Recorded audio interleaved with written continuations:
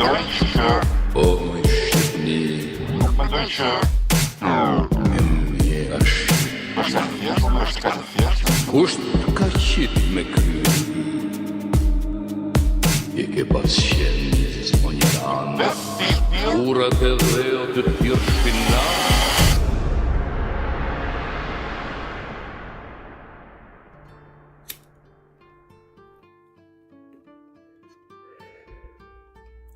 Ku jemi?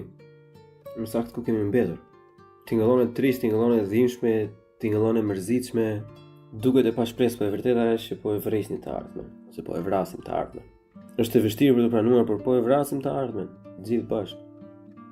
Të rinjtë tanë akoma vazhdojnë të largohen nga vendi njësoj si që largoheshim përpara. Shumicën e herëve nga gryksia e tyre që kanë gjithë pushtetin, edhe duan të kapin çdo lloj centi të mundshëm, pa lënë asnjë thërrime për asnjë tjetër. Edhe në këtë mënyrë avash avash i gjithë territori, si social, si fizik, po i kalon çakevi.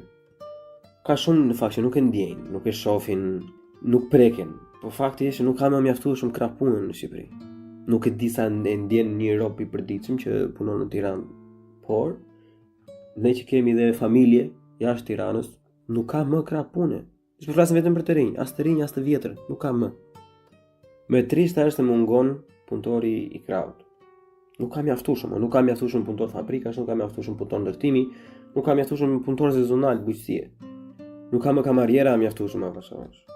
Kamarierliku punë që zakonisht okupoi nga djem të rinj, që janë nëpër shkolla apo ku di unë. Tani avash me marrin stafetët vajzat. S'ka mekaniku që na gjithë. 2 në Londër, 2 në Irlandë, 3 në Gjermani, 4 në Belgjik. Do ikin sepse atje e kanë më mirën.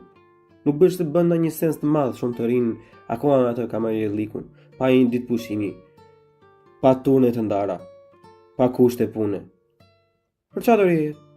Dhe ideja është se kur flasim për krah pune, për punët e thjeshta, nuk domosdoshmërisht ata që janë të pashkolluar, përkundrazi, me shumë mundësi, një pjesë shumë e mirë e atyre duhet të jetë të shkolluar. Dhe kjo është arsyeja pse ikin. Nuk e gjejnë më dot më ato që kërkojnë në Shqipëri. Veç unë personalisht kam shumë shembull, që jam i bindur dhe që gjithë secili tjetër i ka. Nuk kam një shok fëmijë që donte të bëjë piktor, që ishte shumë i talentuar, tani është në shtëpi bari. Një shok gjimnazi që donte të bëjë gjeolog, tani punon në ndërtim në Belgjik. Ne ata që kemi aty zakonisht i bëjmë të ndihen të vegjël, të padallueshëm, jo të rëndësishëm, një trajtim mizor. Bëjmë të ndihen si budallënj, sa ata që ndoqën rrugën e pastër nuk marrin aq sa duhet. Se aty fillon baza, te leku, te pjesa sa merr. Se nëse edhe kushtet e punës janë të vështira, nëse të paktën dëm shpërblesh në lekë e rregullon gjithsesi, po nuk e ke as atë mundësi. Një mjek i pastër nuk e përballon dot, tash i të marri shishe në klub çdo fundjavë. Do flasim për një mjek të ri, 25 deri në 35 vjeç. Do dali. Një inxhinier nuk e përballon dot 2 palë pushime në vit, për shembull. Një inxhinier normal po flasin, se ka edhe ata që bravo i qoftë, të shoqëri që kanë çar.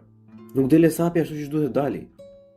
Edhe më e keqja është që situata jon është aq negative sa edhe ata që ikin nga një ardhmë e shkolluar që duhet të kishin atë vend, ikin jashtë për të bërë një punë të rëndomt, në relacion i del prapë më mirë jashtë me një punë shumë bazike, sa do të dilte aty me një punë për të cilën ata kanë studiuar në fakt. Është për të ardhur keq. E nuk i kalon gjithë fajti individi, sepse edhe unë jam një nga ata që kanë ikur, edhe unë kam ikur për të studiuar dhe po punoj dhe po mundohem të ngrej një të ardhmë më të shëndetshme, më të sigurt. Edhe kjo këtu nuk është për të dhënë mend. Është për të ngritur diskutim, për të ngritur debat. Është problem jashtëzakonisht madhësor për të ardhmen e shtetit, të kulturës, të kombit, të traditës, vërja emrin çfarë duash. Po mbasim në bërtham. Moshat e mesme mendoj se kanë një pjesë të madhe të kësaj bare, se nuk jam i bindur që e kanë kryer ato detyrën e tyre ashtu siç duhet. Nuk është gabim të gëzohesh kur ndërtohet një rrugë, kur të rregullohet lagja, kur të pastrohet vendi, kur të ndërtohet një kopshtë zoologjik. O ka prioritete më plak. A nuk do ishte mirë të fuqizoheshin në maksimum shkollat profesionale, që një staf i kualifikuar të ngrije aty, dhe jo duke vajtur nga mbrapa, duke punuar si hamall për një kohë të gjatë derisa ta mësoj, por të marrë disa dituri direkt nga shkolla, të marrë diçka më shumë, që do ja bëjë më të thjeshtë, do ja bëjë më të thjeshtë jetën e tyre e përditshme, do ja bëjë më të thjeshtë të negociojnë për një pagë, do t'i ngrejë vetbesimin. Kjo është bërtham për mirëqenien. Ku janë sindikatat? Ku janë sindikatat për mbrojtjen e klasës punëtore? Në qoftë se lejohet të quhet më ashtu. Ku janë këto organizata që duhet të mbronin atë krahun e punës, të gjitha ato gra që punojnë në fasone, të gjitha ata punëtorë ndërtimi që ndërtojnë rrugën e këtyre plerave që marrin me miliona euro edhe që nxjerrin një shteg në vend të autostradës. Nuk ka në asnjë vend, nuk ka institucione, as për shtresën e mesme, as edhe për ata që janë shumë mirë të shkolluar, vetëm po të jenë të aftë vetë, të çajnë vetë. Nuk ka një lloj organizate që të rregullojë pagat për inxhiniera minimumi apo për mjekë, për financier. Nuk ka. Dhe normalisht në një situatë që krijohet, të hyn ajo bindja që nuk i intereson më njeriu për ty si individ. Nuk je i dashur, nuk je i nevojshëm për shoqërinë, kështu që normalisht do ikesh jashtë. Do vish në një vend si këtu ku jam unë, që i duhen ata lloj punëtorësh. Edhe ka më mirë të ketë një punë jashtëzakonisht shumë të rëndë këtu, sesa të trajtohet aty si skllav. A ka gjë më të dhimbshme se kjo? Pse nuk i kërkojnë një llogari këtyre politikanëve për gjitha këto investime fasadave, në vend që të investojnë atë që përbën bërthamën e shtetit, në rini? Për çfarë duhet rruga deri te shkolla, kur ty nuk të vihet në shkollë, kur shkolla është zgjyrë, kur nuk ke në një nivel mësimdhënie? Për çfarë duhet rruga deri tek puna, kur ty nuk të bën të vesh në punë? Për çfarë duhen rrugët e plazhit nëse ti nuk e përballon të shkosh në plazh më vëlla? Pse nuk i ndihmojnë fermerët të bashkohen për produktivitet më të lartë, po i gënjejnë me subvencione me thjesht, sepse kur janë të ndarë, të përçar, është më i thjesht për të manipuluar individin.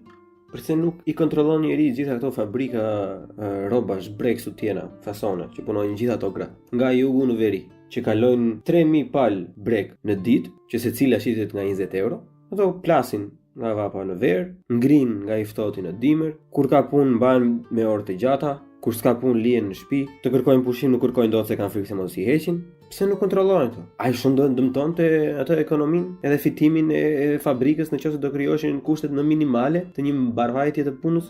Ka që vështirë është për ta kuptuar që nëse është punëtori më i lumtur është dhe më produktiv. Pse nuk i kontrollon njëri kushtet e punëtorëve të ndërtimit? Po vetëm mërziten edhe fillojnë shpërndajnë në përstori kur bie filani nga skela në Lezhë, bie filani nga skela në Tiranë, bie filani nga skela në Durrës. Pse nuk ka një organizatë që merret me këtë? Pse nuk i ndihmojnë artistët dhe ata të vegjëlit që të ecin, t'i ofrojnë më shumë publikut, po i presin sa ti t'ia dalin çdo gjë e vetë dhe pastaj i taksojnë në mënyrë të pabarabartë. Se nuk ka organizata që nuk e informojnë publikun për investime që mund të bëjnë, për zgjerimin e kapacitetit të tyre, por i lënë të hapin një dyqan laç aty që ta hanë bukë edhe do jenë skllavi atij dyqani apo skllavi atij biznesi, se nuk i përballojnë dot të marrin një punëtor tjetër normalisht.